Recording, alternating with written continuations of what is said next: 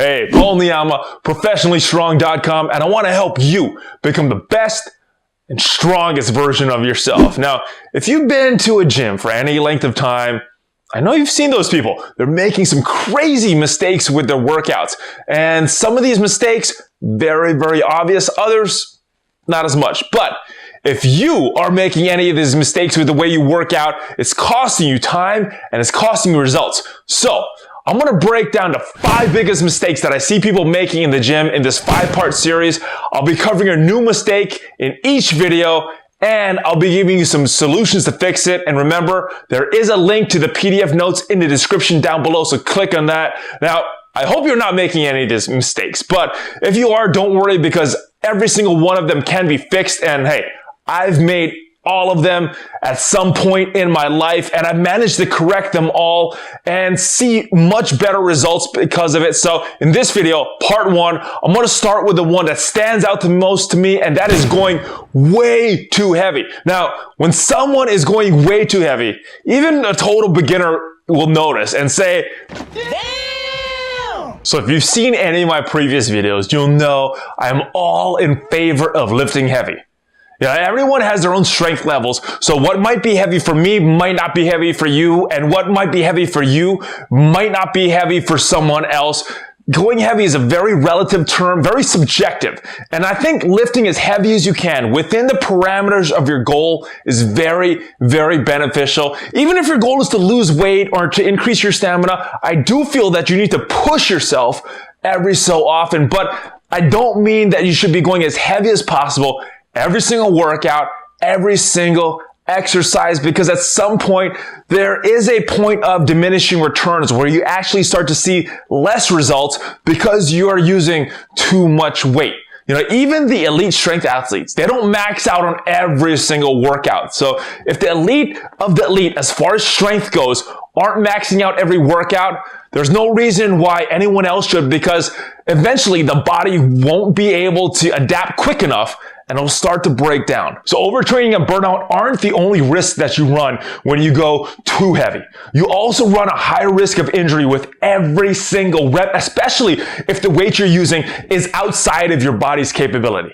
Every exercise is going to have a benefit and a risk. And whenever you go heavier than you should, you increase the risk and you actually decrease the benefit. I'm going to talk about how that happens in just a little bit. But I think the number one thing that it comes down to is the control that you have over the weight. Can you control the weight? Perform the exercise at the right tempo? Maintain your form throughout the exercise?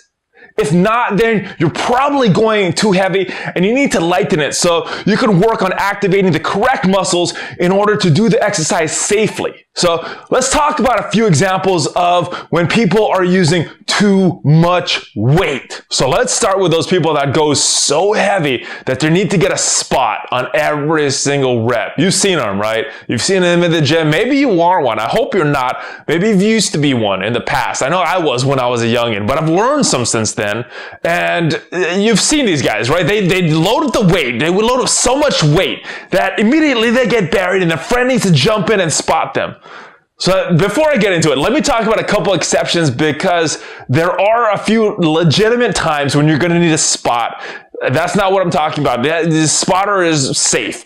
And I'm also not talking about the planned variations of exercises that incorporate things like force reps or negatives. I'm not talking about that either. Those are just different workout variations. I am talking about the people that go way too heavy. Every single set, every single rep, their spotter is helping them. And there's always a question when they're doing this. How much weight are they actually lifting? How much are their muscles actually working? And how can they gauge their progress if they're not controlling the weight and someone is helping them with their spot? Well, they can't gauge it. And that is one of the big issues with always getting a spotter. You know, when you get a big spot, there's always a question of how much you're lifting and how much is a spotter lifting. And if you're always getting the spot, you can't really track your progress to see if you're getting better. Now, who are the biggest offenders of this? Well, over the years, I've seen this happen a lot. And most of the times when I see it, it's beginners. And usually, but not always, it's male high school athletes working out in groups. They got their friends there. They have some knowledge. They want to get stronger. but they're not working out in the most effective ways to build their muscle. That's how I was back in high school, just wanted to go heavy, so don't be that way. So let's talk about those people that use so much weight, they end up swinging the weights around and using momentum in order to do the lift. Now, the thing about it is, when you're using momentum, your muscles don't need to work as hard because the momentum is actually lifting some of the weight and doing some of the work. So there are exceptions again, so let me get into those first, because there are some times when momentum is okay, such as explosive exercises. And this is like your Olympic lifts. And then you also have these cheat variations where you use momentum to squeeze out a few extra reps and allow you to keep working even after your muscles have reached failure. But this is usually done after you've done some reps with good control. But again, all of these, those are the exceptions, not the norm. Most of the time, you're going to get the most benefit from using strict form because, again, it comes down to control. If your muscles are controlling the weight, they're working. If momentum is controlling the weight, then your muscles, they're not working as hard. Now, another thing about momentum, it takes more force in order to get the weight back under control. And this can open you up to a higher risk for injury, especially if you're using the momentum because the weight is too heavy in the first place. And most of the time when injuries occur, it's when you're trying to decelerate the weight, which happens when you're trying to bring the weight back under control. So again, momentum, not the best thing when working out. So the last example of this is when you're lifting so heavy that you don't really feel the muscle that you're trying to work.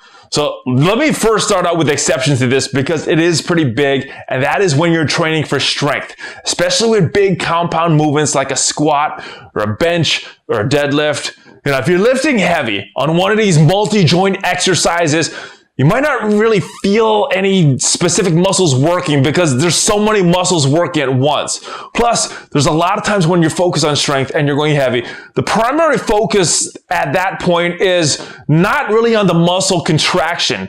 It's more focused on just lifting that weight. And if you're training for strength, it's fine. But if you really want to give that muscle the stimulus it needs so that it can grow, which also helps with burning fat, you're going to need to lift the kind of weight that really allows you to focus on contracting the muscles. Now, for this, you might need to go a lot lighter than you think, especially on some of these accessory exercises, so you can really target the muscle that you're trying to focus on. Because if you go too heavy, you're going to get a lot of other muscles involved that compensate, and you're not really going to focus on that muscle that you're really trying to target. How do you know if you're going too heavy? Like I said at the beginning, in my mind, it all comes down to one word, and that is control. Even with some of the exceptions that I mentioned previously, you still need to be able to control the weight. So the main solution for this problem, pick a weight that you could keep under control. If you can't control the weight, if your form is all jacked up, you shouldn't be doing it, plain and simple. Put your ego at the door, learn the right way to do the exercise. You might need to go light at first. Learn the correct positioning of your body, and once you have that, then, and only then, should you start adding the weight and building in that progressive overload. Remember, going heavy is good, but going too heavy will be less effective. So this was the first of the 5 videos. We got 4 more coming up on the common mistakes that a lot of people make. And if you like this video, please subscribe to the channel and join the notification squad by clicking on that bell, and you will get notified as soon as the next video goes up. If you want daily tips and motivation, check out my Instagram at professionallystrong.com. Remember, there are show notes on the website professionallystrong.com, and there's a link to that in the description down below. I'll see you in part 2. I'm Paul Niyama, and I want to help you become the best and strongest version of yourself.